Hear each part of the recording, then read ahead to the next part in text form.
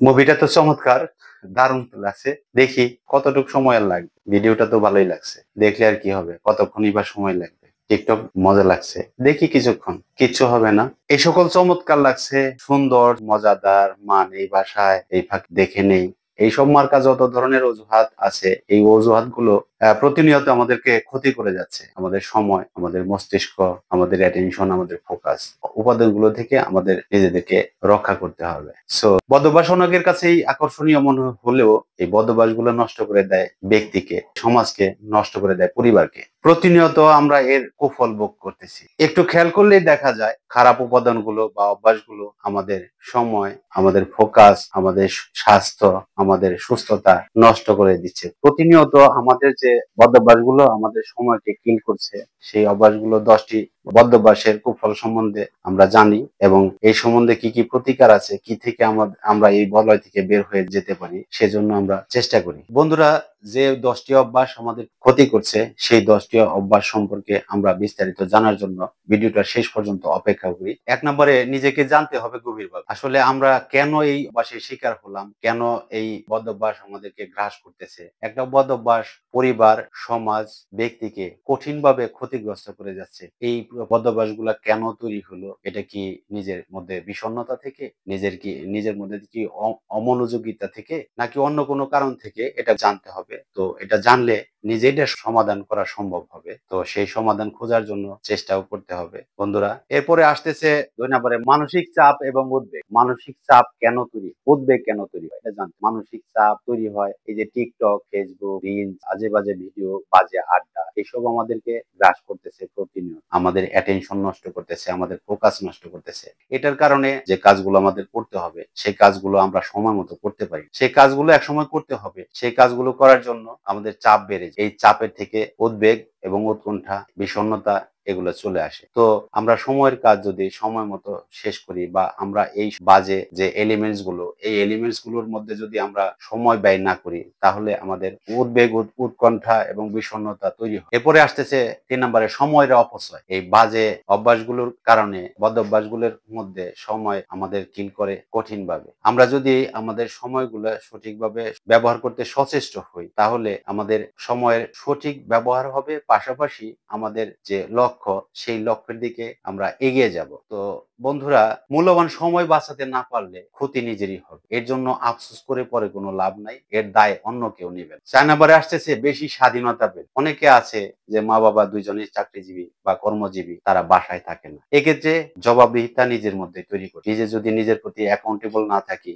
নিজে যদি নিজের প্রতি সজাগ না থাকি, নিজে যদি নিজের প্রতি অ্যালার্ট না থাকি, তাহলে আমাদের অ্যাটেনশনটা অন্যদিকে ডাইভার্ট হয়ে যাবে, আমাদেরকে গ্রাস করবে বদ অভ্যাসগুলো। সো সচেতন ভাবেই আমাদের সজাগ থাকতে হবে যে আমরা যেন খারাপ কোনো কিছুতে আসবো না। 5 নম্বরে আসতেছে নিজেকে বোঝার মতো জ্ঞান। নিজের বুঝটা নিজেকেই বুঝতে হবে। আমি যদি নিজের বুঝটা নিজে না বুঝি, এই বুঝটা অন্য কেউ দিয়ে দিতে পারবে না। এই বুঝটা নিজে থেকেই তৈরি হয়। আমার কি দরকার, বা কোন জায়গায় কতটুকু সময় ব্যয় করলে আমি আমার সাকসেসের দিকে এগিয়ে যেতে পারবো, কোন জায়গায় কতটুকু সময় ব্যয় করলে আমি আমার সময় সঠিক ব্যবহার করতে পারবো, কোন জায়গায় কতটুকু অ্যাটেনশন দিলে আমি আমার কাজগুলো সঠিকভাবে সমাধান। তো নিজের মধ্যে এই বুঝটুকু যদি তৈরি হয়, তাহলে অন্য কেউ প্রভাবিত করতে পারবে। এই বুঝটুকু নিজ থেকেই তৈরি হয়, কমন সেন্স থেকে তৈরি হয়। বন্ধুরা, কমন সেন্স বিল্ড আপ হয় নিজে থেকে, সমাজ থেকে। এটা জন্মের পর থেকেই মানুষের তৈরি হয়, জন্মগতভাবে কেউ কমন সেন্স নিয়ে আসে না। 6 নম্বরে আসতেছে ধারাবাহিকতা। ধারাবাহিকতা পড়ালেখার মধ্যে যদি না থাকে, তাহলে কি হয়, সময়ের কাজ সময় করা যায় না,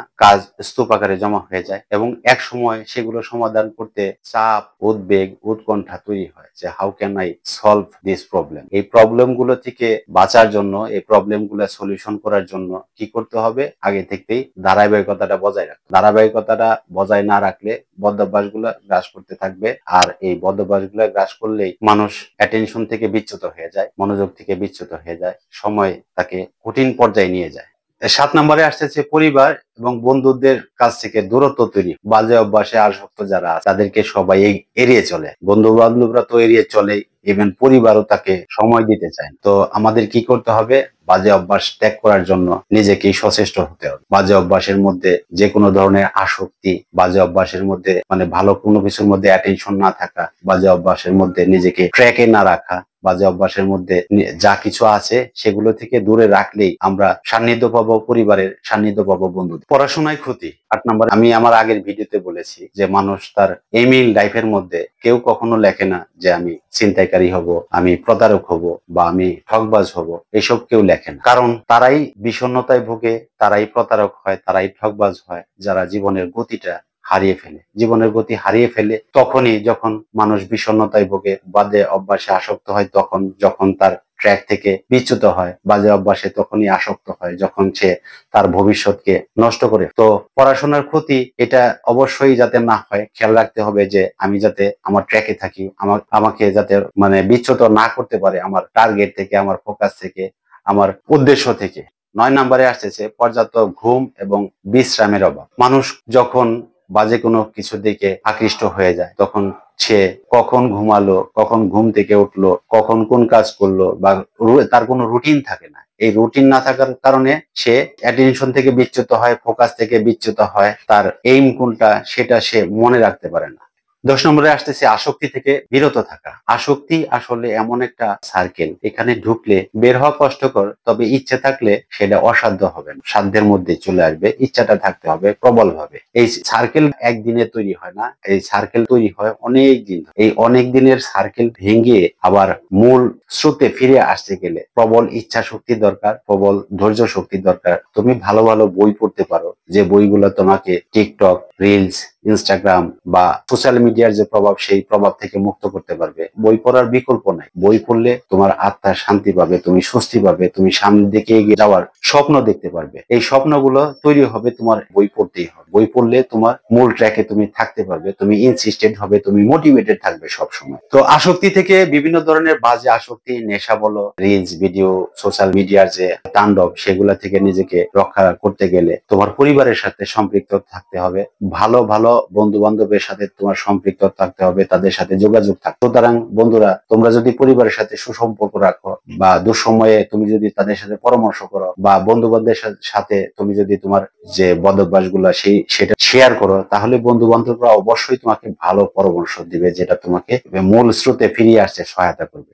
আমরা এসেছি নিজেকে শুধরানোর জন্য, নিজেকে জানার জন্য, নিজেকে বোঝার জন্য, নিজেকে বদলানোর জন্য। তাই আজকের এই ছোট্ট সিদ্ধান্তটা, সেই সিদ্ধান্তটা তোমাকে নিয়ে যাবে ওইখানে যেখানে তুমি খুঁজে পাবে নিজেকে, যেখানে তুমি আবিষ্কার করবে নিজেকে নতুন ভাবে। শুধু কিছু মুহূর্ত তোমার মোবাইল স্ক্রলিং, তারপরে টিকটক, বাজে যে এলিমেন্টস গুলো সেগুলো থেকে নিজেকে বিরত রাখা, তারপর বাজে আড্ডা থেকে নিজেকে দূরে সরিয়ে রাখা, এগুলোই তোমাকে রক্ষা করতে পারে। তোমাকে ঠিক করতে হবে কখন তুমি ঘুমাবে, তোমাকে ঠিক করতে হবে কখন তুমি কোন কাজটা করবে, তোমাকে ঠিক করতে হবে কখন তুমি ঘুম থেকে উঠবে। তোমার প্রতিদিনের যে রুটিন, সেই রুটিনের প্রতি তোমার সজাগ, সচেতন এবং ফোকাস থাকতে হবে। তাহলে তুমি অনেকগুলো বাজে অভ্যাস থেকে ধীরে ধীরে ধীরে ধীরে তুমি মূল অভ্যাস বা ভালো অভ্যাসের দিকে তুমি চলে আসতে পারো। অভ্যাস মানুষকে ভালো ফল দেয়, সেটা যদি ভালো অভ্যাস হয়। তো ভালো অভ্যাস এবং খারাপ অভ্যাস তোমাকে নির্ধারণ করতে হবে যে আমি কোন দিকে যাব, আমি কোন দিক থেকে বিরত থাকবো। হ্যাবিট বদলানো এটা কঠিন কিছু না,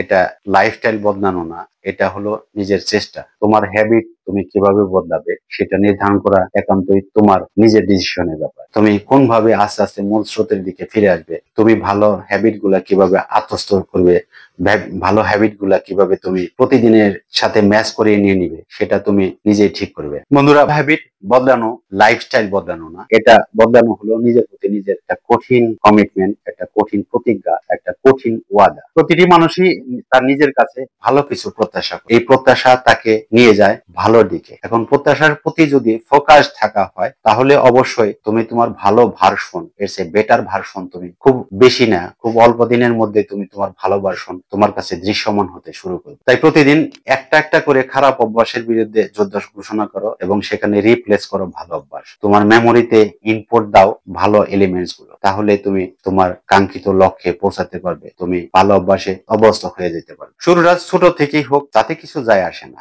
কারণ consistency is louder than perfection. Now this is your bounce back era, you are the main character. So decide and explore yourself, your good habit, and you will find better opportunity, better world. বন্ধুরা, ভিডিওটা ভালো লাগলে subscribe করো। বন্ধুরা, ভিডিওটা ভালো লাগলে তুমি লাইক করতে পারো, ভালো লাগলে তোমার প্রিয়জনকে শেয়ার করতে পারো। দেখা হবে নতুন কোনো ভিডিওতে, নতুন কোনো টপিক নিয়ে। এ পর্যন্ত সাথে থেকো বন্ধুরা, তোমাদের জন্য শুভেচ্ছা এবং শুভকামনা রইল। আসসালামু আলাইকুম।